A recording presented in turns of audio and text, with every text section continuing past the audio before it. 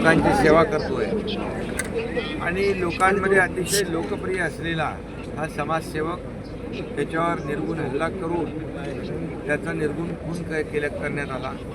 अतिशय अमानवीय पद्धतीने क्रूरपणे त्याची हत्या झालेली आहे आणि ही माणुसकीला काळीमा फासणारी घटना आहे। मुलीला शाळेत सोडवताना या ठिकाणी हल्लेखोरांनी हल्ला केलेला आहे, पाळत ठेवून पूर्णपणे नियोजन करून।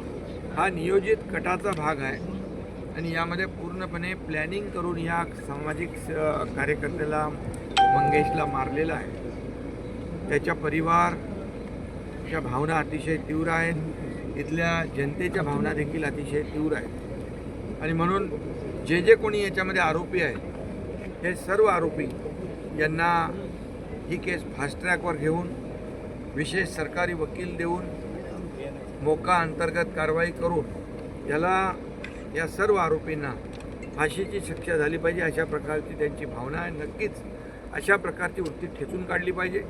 अशा प्रकारची वृत्ती समाज विघातक आहे आणि एखाद्याचा विजय झाल्यानंतर त्याला अशा प्रकारे ज्याला जनतेने निवडून दिलं आणि हे सुडाचं राजकारण जे करतायत याची पुनरावृत्ती पुन्हा होता कामा नये यासाठी शासनाच्या माध्यमातून पोलिसांच्या माध्यमातून याला कठोर शासन झालं पाहिजे आणि कठोर शिक्षा झाली पाहिजे आणि त्यामुळे ही केस फास्ट ट्रॅकवर घेऊन अशा वृत्तीला फासावर लटकवणं हीच काळाची गरज आहे आणि म्हणून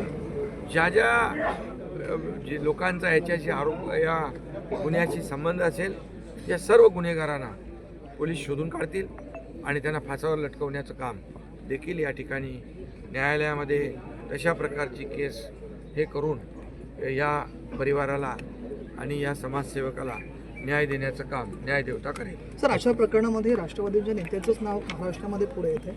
या ठिकाणी देखील जे कोणी असतील ही वृत्ती अतिशय समाजाला घातक आहे। निवडणुका आपण लढवतो लोकशाही मार्गाने, हार जीत होते, परंतु अशा प्रकारचं सुडाचं राजकारण करणं आणि एखाद्याचा जीव घेणं ही खरं म्हणजे समाजामध्ये एक अतिशय विकृत आणि समाजाला घातक अशा प्रकारची घटना आहे आणि म्हणून ज्या पद्धतीने निर्गुणपणे या समाजसेवकाचा खून केलेला आहे त्यांना कोणालाही सोडणार नाही।